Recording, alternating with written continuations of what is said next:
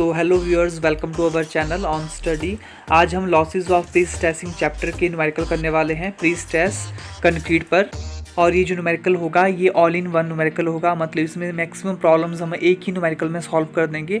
सो आपको एक ही न्यूमेरिकल में सारे डाउट क्लियर हो जाएंगे। तो स्टार्ट करते हैं प्री स्ट्रेसिंग कंक्रीट का न्यूमेरिकल। सो ये न्यूमेरिकल प्री स्ट्रेस कंक्रीट का है। इसमें क्या है, pre tensions pre stressed concrete that is PSC जो सेक्शन है वो आपको दे रखा है 225 × 300 mm।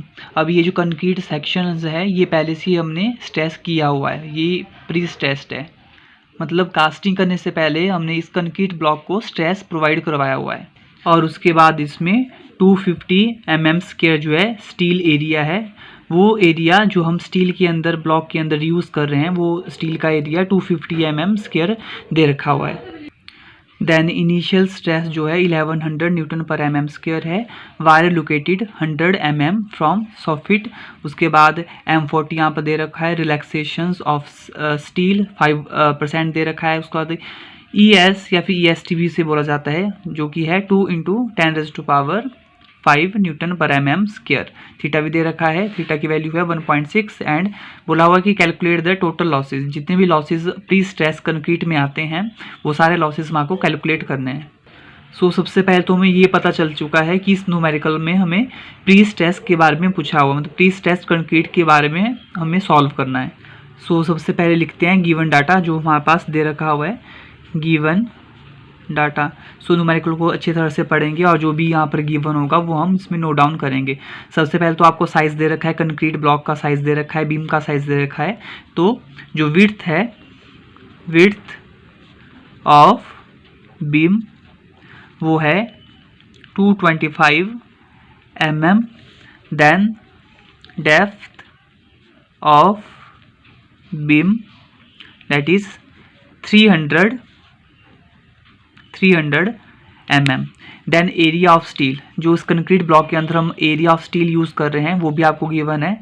Area of steel that is 250 mm का स्क्वायर, ये भी गिवन है। उसके बाद क्या गिवन है, उसके बाद हमें इनिशियल स्ट्रेस, जो कि इनिशियल स्ट्रेस हम लगा रहे हैं वो भी गिवन है। दैट इज इनिशियल स्ट्रेस है 1100 Nm/mm²। देन थीटा की वैल्यू भी गिवन है इजकल टू 1.6 और ES या फिर EST की वैल्यू भी गिवन है 2 × 10⁵ Nm/mm²।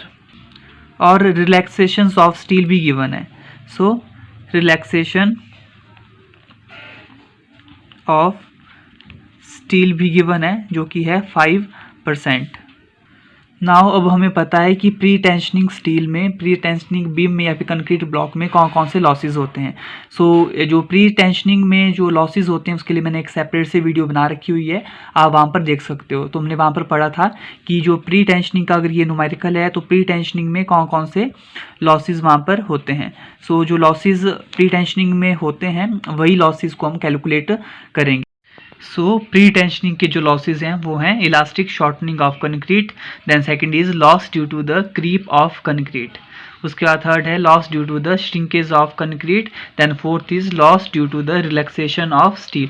ये हमने ऑलरेडी डिस्कस करवा दिया हुआ है पहले की वीडियो में।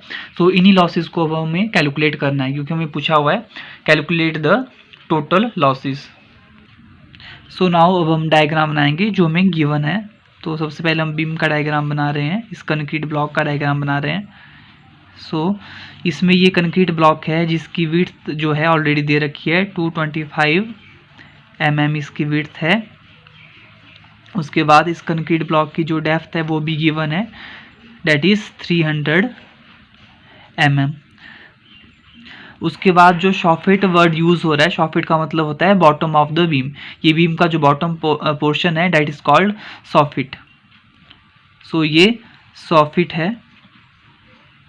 सो अकॉर्डिंग टू द क्वेश्चन जो गिवन डाटा है उसमें बोला हुआ है कि जो स्टील हमने प्रोवाइड करवाया हुआ है वो 100 mm एबव द सॉफिट है, मतलब सॉफिट से वो 100 mm ऊपर हमने स्टील को प्रोवाइड करवाया। तो ये आपके पास स्टील है और हमने ये 100 mm ऊपर प्रोवाइड करवाया हुआ है सॉफिट से 100 mm ऊपर हमने प्रोवाइड करवाया हुआ है।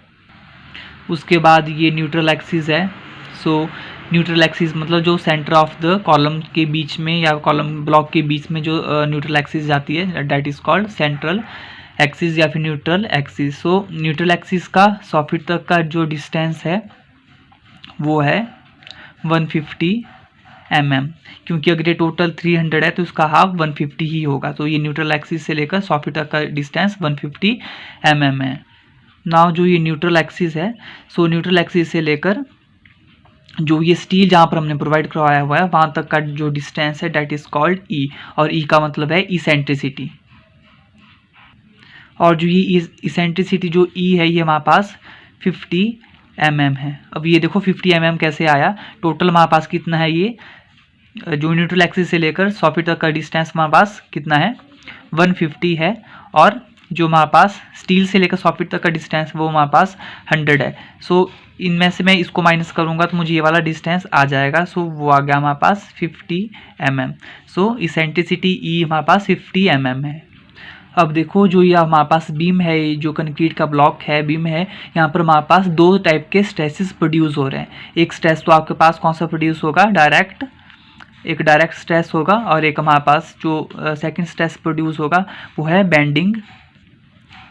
Bending stress. सो इस कंक्रीट ब्लॉक के अंदर दो स्ट्रेस प्रोड्यूस हो रहे हैं, डायरेक्ट स्ट्रेस और बेंडिंग स्ट्रेस। सो जो आपके पास ये इसेंट्रिसिटी है, इसेंट्रिसिटी की वजह से हमारे पास बेंडिंग स्ट्रेस प्रोड्यूस हो रहा है। अगर हमारे पास इस ब्लॉक में, इस कंक्रीट ब्लॉक में इसेंट्रिसिटी नहीं होती तो हमारे पास सिर्फ डायरेक्ट स्ट्रेस ही होता, लेकिन अब यहाँ पर इसेंट्रिसिटी है तो यहाँ पर बेंडिंग स्ट्रेस भी है और डायरेक्ट स्ट्रेस भी है।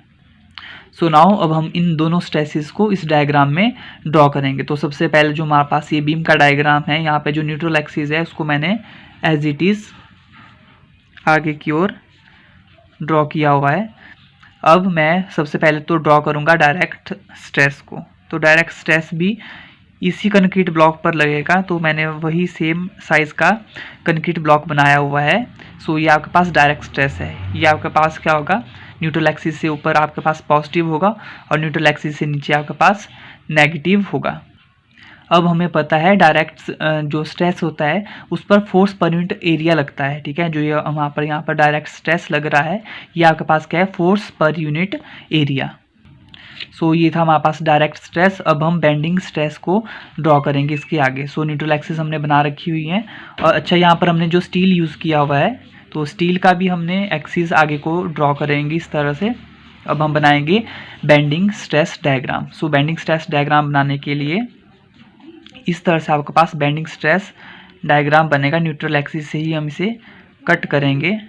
सो इस तरह से हम बेंडिंग स्ट्रेस डायग्राम ड्रॉ कर देंगे। अब हम देखेंगे कि बेंडिंग स्ट्रेस होता क्या है। सो बेंडिंग स्ट्रेस इज़ M/z, ठीक है। M आपके पास क्या है, बेंडिंग मोमेंट, ठीक है। अब आप डायग्राम में देखोगे कि डायग्राम में अगर हम जो स्टील है यहाँ पर ऑलरेडी जो है फोर्स लग रही है, और वो फोर्स लग रही है P फोर्स, और ये जो P फोर्स स्टील के ऊपर लग रही है क्योंकि ये प्री टेंशनिंग इसमें ऑलरेडी लगी हुई है फोर्स, और ये जो P फोर्स है ये मल्टीप्लाई हो रही है परपेंडिकुलर डिस्टेंस के साथ। सो मतलब force is into perpendicular distance, और परपेंडिकुलर डिस्टेंस यहाँ पर E है, ठीक है, इसेंट्रिसिटी, ठीक है। तो P इंटू में E which is equal to bending moment. So हम बोल सकते हैं कि bending moment M is equal to P into में E।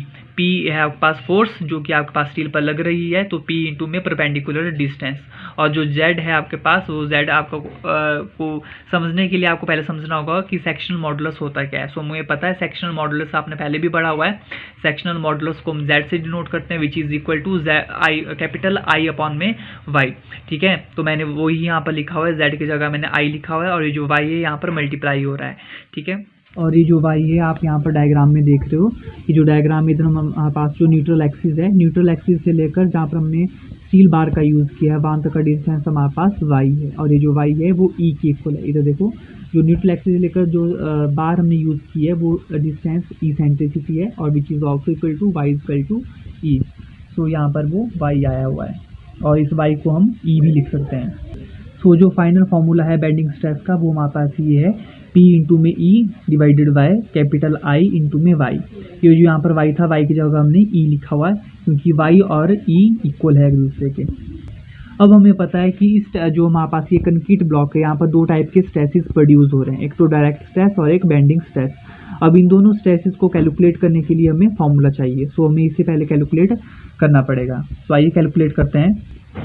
सो FC आपके पास स्ट्रेस इन कंक्रीट है और FC जो है वो इक्वल होता है force per unit area, P upon में A, force per unit area. ठीक है, तो ये जो आपके पास है ये है आपके पास डायरेक्ट स्ट्रेस प्लस उसके बाद है ये बेंडिंग स्ट्रेस। बेंडिंग स्ट्रेस हमने ऑलरेडी निकाल दिया हुआ है, P इंटू में E divided by I into में अगेन E। ठीक है, तो ये आपके पास है बेंडिंग स्ट्रेस। अब हमें पता है फोर्स क्या होता है, फोर्स होता है स्ट्रेस इंटू में एरिया। सो फोर्स को हम P से डिनोट कर रहे हैं, तो मैं लिख सकता हूँ P is equal to stress into में एरिया। उसके बाद इनिशियल स्ट्रेस, जो यहाँ पर बात हो रही है स्ट्रेस की, इनिशियल स्ट्रेस ये भी हमें गिवन है, न्यूमेरिकल में गिवन है इनिशियल स्ट्रेस जो कि है 1100 न्यूटन पर mm स्क्वायर। सो मैंने यहाँ पर लिख लिया initial stress equal to 1100 newton पर mm स्क्वायर। अब इन सभी वैल्यूज़ को हम इन फॉर्मूलेज में पुट करेंगे। पहले हम डायरेक्ट स्ट्रेस को कैलकुलेट कर रहे हैं। तो FC मैंने एज इट इज़ लिखा हुआ है। उसके बाद जो यहाँ पर फोर्स है, फोर्स पर यूनिट एरिया है, यानी कि फोर्स स्ट्रेस इंटू में एरिया है, तो स्ट्रेस मैंने इनिशियल स्ट्रेस यहाँ पे 1100 लिखा हुआ है। उसके बाद एरिया भी हमें गिवन दे रखा हुआ है इधर 250। ठीक है, area of steel 250 mm square. So इधर हमने लिख दिया 250 mm का स्क्वायर और 1100 है आपके पास न्यूटन पर mm स्क्वायर। उसके बाद डिवाइडेड में एरिया, अगेन जो आपके पास एरिया है, area of the beam, area of the beam हमारे पास इधर है, ये देखिए एरिया ऑफ बीम है हमारे पास 225 इंटू में 300। तो मैं यहाँ पर लिख सकता हूँ एरिया, जो मैं यहाँ से लिख रहा हूँ एरिया, पहले हम इसको कैलकुलेट कर रहे हैं डायरेक्ट स्ट्रेस को, तो 225 इंटू में 300 ये आपके पास एरिया आ गया। उसके बाद ये जो पोर्शन है फिर बेंडिंग स्ट्रेस हम कैलकुलेट कर रहे हैं प्लस बेंडिंग स्ट्रेस।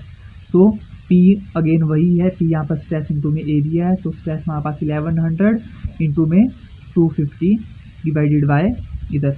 अब ये आपके पास I मोमेंट ऑफ इनर्शिया है। सो I क्या होता है, B इंटू में D क्यू डिवाइडेड बाय 12। सो ठीक है, तो B इंटू में D क्यू अपॉन में 12 ये स्टैंडर्ड फार्मूला है I को कैलकुलेट करने के लिए। और सो हम वही फार्मूला यहाँ पर यूज़ करेंगे। सो विड्थ हमारे पास है 225, यहाँ से देखिए ये वाली विड्थ हमारे पास 225 है।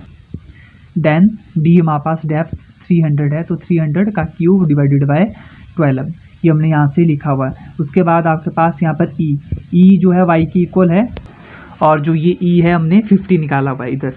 ठीक है, तो हमने यहाँ पर लिख लिया 50 इंटू में अगेन 50। ठीक है, उसके बाद हम इसे कैलकुलेट करेंगे और कैलकुलेट करने के बाद FC की वैल्यू जो आ जाएगी वो आएगी 5.43 न्यूटन पर mm स्क्वायर। अब इतना करने के बाद हम क्या करेंगे कि जो प्री स्ट्रेस कंक्रीट में जो लॉसेस होते हैं उनसे कैलकुलेट करेंगे। सो फर्स्ट लॉस है loss due to the elastic shortening, और इसका फॉर्मूला आपको स्क्रीन पर शो हो रहा है। इसका फॉर्मूला है M इंटू में FC हमने ऑलरेडी कैलकुलेट कर रखा हुआ है, और M यहाँ पर है मॉडुलस। सो M को कैलकुलेट करने के लिए M क्या होता है, M is equal to ES upon में EC। ES हमें गिवन है, न्यूमेरिकल में गिवन है ES 2 इंटू 10⁵, और जो EC है इसे बस हमें कैलकुलेट करना है। Now we know that working stress method, ये हमने RCC में पढ़ा था। इस मेथड के थ्रू हम EC की वैल्यूज़ को निकालेंगे। तो जो EC की वैल्यू होती है अकॉर्डिंग टू दिस मेथड वो होती है 5000 √FCK, और जो हमें गिवन है कंक्रीट का जो ग्रेड M40 है वो हमें गिवन है। सो उस केस में FC की वैल्यू 40 होती है।